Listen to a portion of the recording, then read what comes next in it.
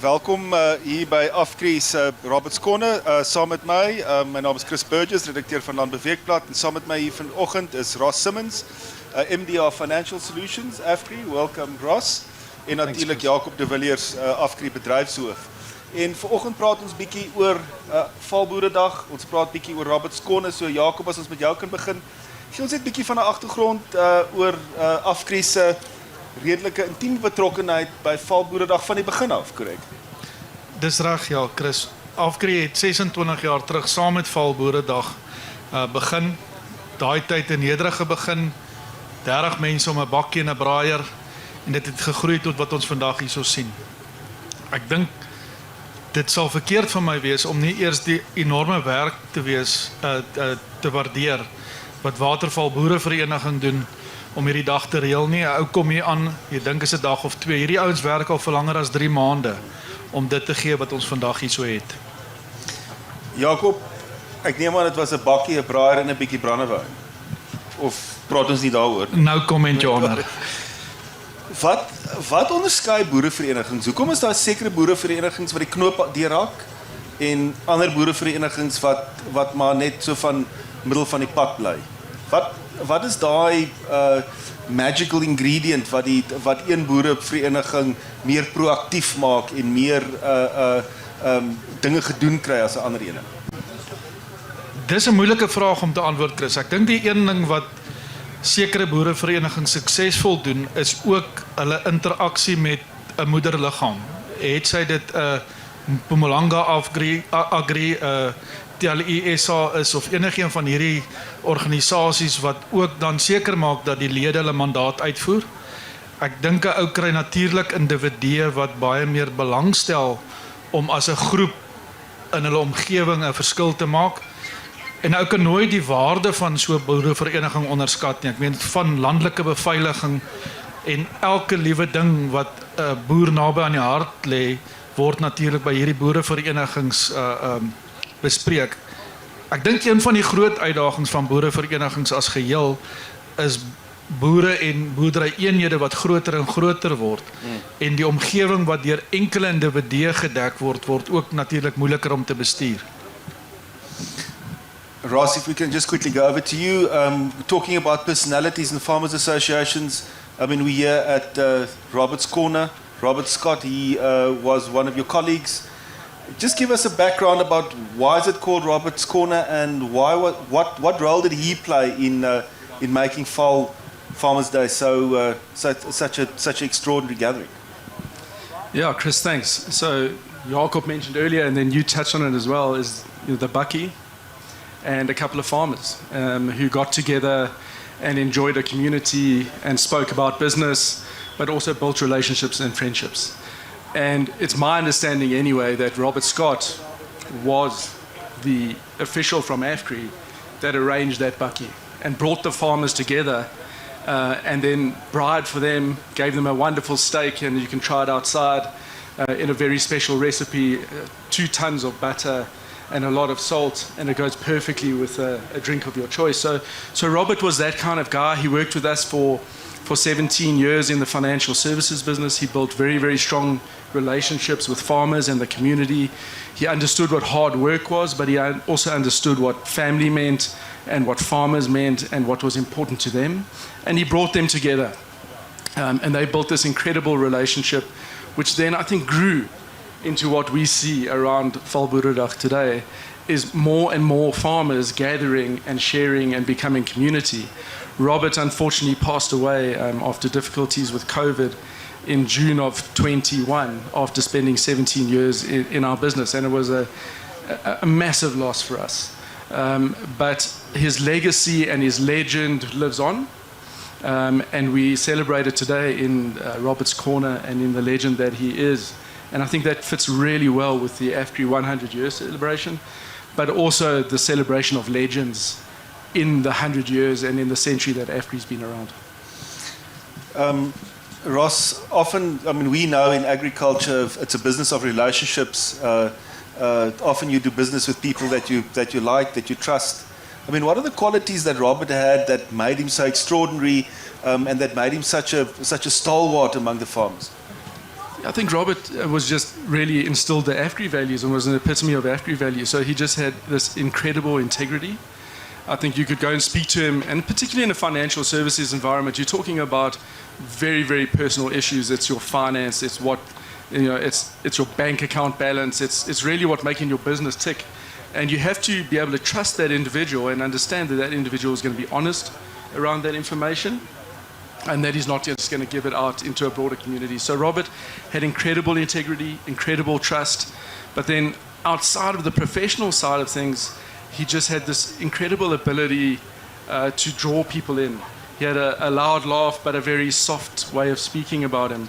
So he was easy to be friends with. I enjoyed him as a work colleague, and I can well imagine that people and farmers that worked with him had a very similar experience with him. So there were a whole lot of values that he epitomized.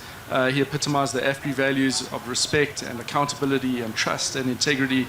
And I think that's what really people aspire to and what are drawn to. And Robert was one of those real strong characters that you could rely on. Jacob, ek wil AFGRI het so sterk handelsnaam veral hier so in die oostelike Hoofveld. Hoe besluit AFGRI waar om betrokke te raak en hoekom hulle betrokke raak en hoe ver hulle betrokke raak by iets? Ek wil ons praat bietjie later met 'n paar Blauwil spelers. Julle is groot Boeredag, julle is by Val Boeredag. Hoe as bedryfshoof, hoe beoordeel jy AFGRI se betrokkenheid by sulke byeenkomste? Chris, daar's 'n paar kriteria. Ek dink die eerste belangrike een is ons glo in vennootskappe.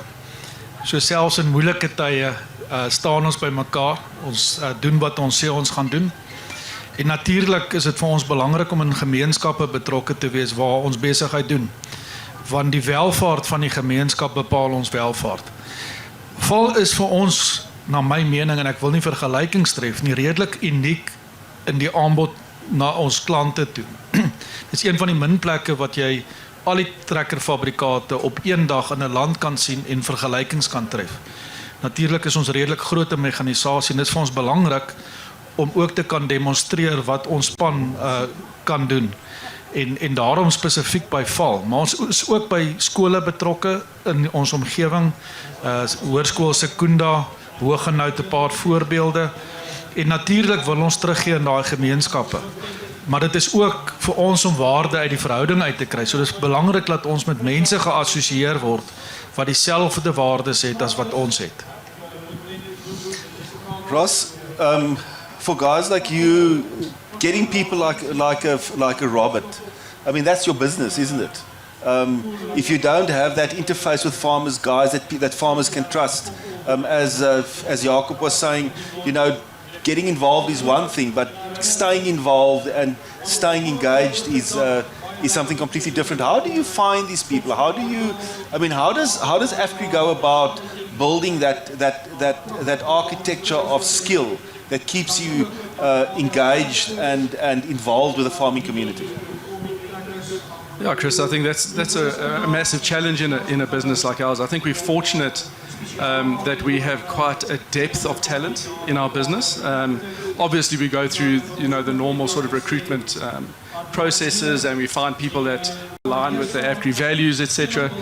But generally, our people have been with our business for an incredible amount of time.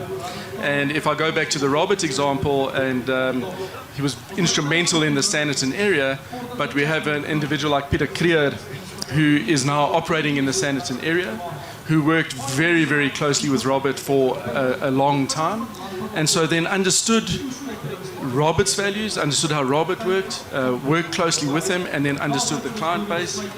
And then there was this natural succession of individuals through the business to eventually take over. And you can never replace someone, because I don't think Robert is replaceable. He was just an irreplaceable individual.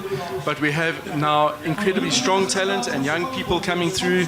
The farmer community is changing. We've seen farmers leaving farms to their sons and to their children. And so it's nice to see young people coming through the AFGRI ranks who now can build those relationships and create sustainability in the AFGRI business. But to find talent is always hard. You've got to nurture it, you've got to look after it, you've got to train people, you've got to allow them to interact with farmers. But I think we do that very, very successfully, and particularly in this instance, I think we've done that well with Peter taking the reins from Robert. Jakob, jy het gepraat van julle is betrokke by gemeenskappe. Klein landelike gemeenskap het ingrypend verander oor die afgelope 10, 15 jaar. Ons weet almal die probleme wat daar is in klein dorpies by die bestuur. Wat is 'n landboubesigheid soos AFGRI se rol en verantwoordelikheid? Ek wil julle doen besigheid met mense in landelike gebiede, klein dorpies en die bestuur van klein dorpies is tog die onderbou van hierdie gemeenskappe. Hoe sien AFGRI sy rol en betrokkenheid by hierdie klein gemeenskappe en hoe ver strek daai betrokkenheid en behoort dit te strek? Want julle moet tog ook mense kan lok platteland toe, want dis waar julle besigheid doen. Net so, die mense wat vir ons werk, wat saam met ons werk, is dieselfde mense wat bly in die gemeenskappe, wat ly onder die verval eintlik in die platteland. En daar's verskeie redes. Die verstedeling is natuurlik 'n probleem, maar ons almal weet wat gaan in paaie, watervoorsiening, kragvoorsiening en die goed aan. En dit is 'n moeilike streep om te trek, want anderster as 'n plaaslike regering wat baie geld het en dit op verkeerde maniere spandeer, is daar nie groot maatskappye in die platteland wat regtig die kapitale vermoë het om aan al die behoeftes te voorsien nie. So ons het te fokus self om betrokke te raak by paaie wat na ons silo-netwerk toe aanvoer, en dan waar daar geleenthede om self voordoen. Maar ongelukkig is daar ook soms 'n kommersiële besluit wat daarmee saamgaan. So ou kan nie oral betrokke wees nie, maar jy gaan uit jou pad uit, want dis wat 'n besigheid volhoubaar maak. Dit is eerstens die personeel en die opvolging, maar ook om daai verhouding te kan hê met die plaaslike inwoners. En dis nie net die boerderygemeenskap nie, dis die hele gemeenskap. Om seker te maak dat jy welkom is in hulle dorp, wanneer daai oorgang gebeur na 'n volgende generasie, dat die brand van jou maatskappy geassosieer word met die werk wat jy in daai gemeenskappe doen om hulle te ondersteun.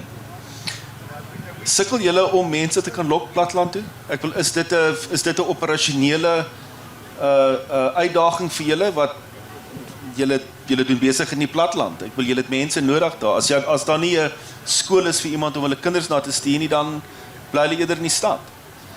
Sonder twyfel, in die omgewing waarbinne ons besigheid doen, is personeel en ons eie personeel ingesluit besig om ouer en ouer te word ook, want hulle bly lank.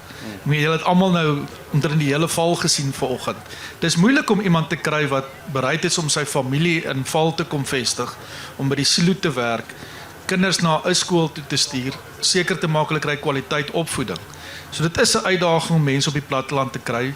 Gelukkig is daar waarskynlik 'n bietjie boer in ons almal se are. Die enigste verskil, ons kan nie almal grond hê nie. So ons hou daarvan om op die platteland te kom en daar te kan bly. En daar's verseker nog goeie geleenthede op die platteland. Maar die uitdaging is om seker te maak dat die vrou en die kinders ook na omgesien word terwyl hulle in 'n klein dorpie bly. Soos elke uitdaging skep dit natuurlik ook geleenthede. Daar's altyd 'n groot debat. Wie behoort die meeste te kry? Die ou wat in die stad bly en duur moet betaal, of die ou wat bereid is om na 'n klein dorpie toe te gaan en daarna die beeld van jou maatskappy om te sien? Want dis waar ons brood en botter vandaan kom, is uit die klein dorpies reg oor Suid-Afrika. En dit is iets wat ons definitief meer en meer doen en probeer om na mense se behoeftes as 'n gesin om te sien en nie net as 'n individu wat vir die maatskappy werk nie. En hoe hoopvol is jy as jy kyk na Suid-Afrika en jy kyk wat gebeur? Gaan ons hierdie knoop deurhak met die platteland?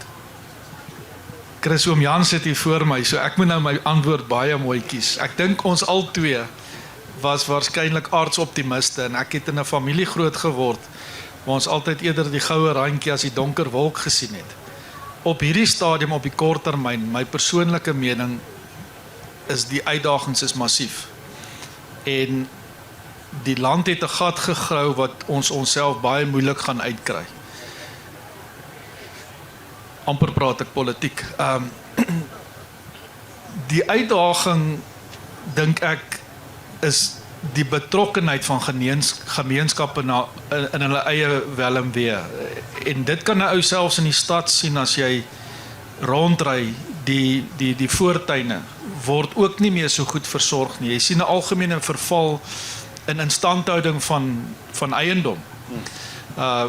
So ek dink Suid-Afrikaners as 'n reël het dalk so bietjie begin sit en dink wat gaan ander ouens vir my doen om uit hierdie gat uit te kom, in plaas daarvan om hand in eie boesem te slaan en 'n bydrae te begin lewer. En ons het vroeër oor boereverenigings gepraat. Ek dink hierdie tipe instansies is iets wat ons in ons DNA moet omhels en seker maak dat ons betrokke raak by die goed wat vir ons belangrik is. Seker maak dat ons 'n land nalat vir ons kinders waarin hulle kan floreer en nie die maklike uitweg soek en sê ons gaan oor see of ons gaan na 'n ander plek of ons kritiseer net nie. Ek dink dit is elke ou se verantwoordelikheid om dit wat hy kan doen, te doen. Al is dit net om sy gras elke Saterdag te sny of te laat sny. Ja, dis daai Giuliani benadering van maak elke gebroke venster reg. Dis wat hulle nou in Senekal probeer doen het. Ross, just in terms of how things have changed, I mean, you in charge of financial solutions. Just give us an insight a bit into finance. I mean, you were talking about farms getting bigger. How has your job changed in the past 10, 15 years? I mean, and what are the tendencies you see going forward in terms of agricultural finance? Yeah, listen, I've seen quite a lot in the last decade, I must be honest, Chris, and I try to remain very optimistic. I think, coming back to maybe what Jacob said, what I'm certainly seeing, whilst there's massive challenges, is that there's massive potential in agriculture. And there really is a vast amount of investment being put into agriculture, massive expansion in agriculture, and that's really exciting. But generally with expansion, with the acquisition of assets, with the acquisition of land, with increased hectarage and hence increased production, there's definitely a need, whilst there might be equity and cash, there's certainly a need for finance, to finance either your increased production, to finance your purchase of new tractors and new equipment, and we've seen the demonstrations earlier today. There's some really incredible technology coming in, and farmers are really investing in that. We've seen that in the last couple of years. Massive investment in mechanization and in equipment. And so all of that requires money and funding, and there is funding that can be unlocked to, in fact, support the growth and expansion in agriculture. I'm certainly seeing a move towards sustainable agriculture, if that makes sense. So going more green, particularly looking at energy. I think in South Africa, we've got our own challenges with energy and energy production and around solar. But it does take us to a different level in terms of sustainability. So whilst at the moment, I think it's a need to have power. Whilst there is power, I think going forward, there will be a movement away from coal and to more environmentally sustainable sources of that. And I think there's a massive amount of funding coming internationally and locally to support sustainability. So there's a real role that financial services can play in the agricultural sector as it expands and as it grows. And certainly I'm really excited about the growth prospects of agriculture in South Africa, with all its risks and all its challenges. But we need food, and agriculture provides an incredibly important part in that food security value chain. Net ter afsluiting, Jacob, julle is al 26 jaar betrokke by Val, korrek? Dis julle 100ste verjaarsdag, eeufees vanjaar. Dis ook reg. Wat is die een of twee goed wat AFGRI gaan moet doen om 100 jaar nog steeds hier te wees? Chris, dis 'n moeilike gesprek alweer. Maar ons gaan 'n tweede sessie hê, so jy kan so lank begin dink aan jou antwoord vir die volgende sessie ook. Ja, ek sal hom antwoord, want ek dink eerstens wat ongelooflik belang is, en kom ons praat nie noodwendig oor AFGRI nie, is 'n besigheid wat in die platteland met 'n kleiner wordende hoeveelheid klante besigheid doen. Is verhouding is ontsettend belangrik. Prys en daai goed is ook belangrik. Ek dink nie jy gaan met 'n verhouding altyd die duurste ding verkoop kan kry nie. Vertroue van die mense met wie jy besigheid doen is belangrik. Jy kan dit nooit verloor nie. Ons hoof uitvoerende beampte Norman sê gereeld vir ons, a brand is a promise. A good brand is a promise kept. En ek dink dit is wat ons probeer uitleef. Ongelukkig as jy na die geskiedenis kyk, die organisasies wat lank bestaan het gewoonlik hulle einde of as gevolg van ontwrigting in die mark gekry, en ons dink aan 'n Kodak, of as gevolg van te veel skuld. So ons kan maar eerder fokus op die eerste gedeelte van ontwrigting. So jy moet relevant wees. Jou aanbod na jou klant moet vir hom relevant bly. Jy kan nie raai wat dit is wat hy van jou wil hê nie. So jy moet gereeld gesels en by hulle hoor wat verwag hulle van 'n organisasie. Of hy 1 jaar oud is en of hy 100 jaar oud is, maak nie 'n verskil nie. As jy nie relevant is nie, is jou einde in sig. En ek dink dit is vir ons baie belangrik om op dae soos hierdie met mense te kan gesels, hoor wat doen ons reg, maar ook hoor wat doen ons verkeerd en hoor wat moet ons anderster doen. Om konstant daai gesprek te hê met suksesvolle boere, en ek dink mense onderskat baie keer die besigheid van 'n boerdery. Dit is nie net saad in die grond kry nie, daar is 'n hele ekonomie wat iemand moet verstaan. So dit is vir ons ontsettend belangrik om te weet waar sien hulle is ons plek in hulle besighede. Baie dankie, Ras, Jakob, vir julle betrokkenheid. Geluk op 'n wonderlike Val Boeredag. Geluk op julle eeufees. En ons praat met jou 'n bietjie later, Jakob. Baie dankie. Dankie, Thanks, Chris. Ras. Dankie. Thank you.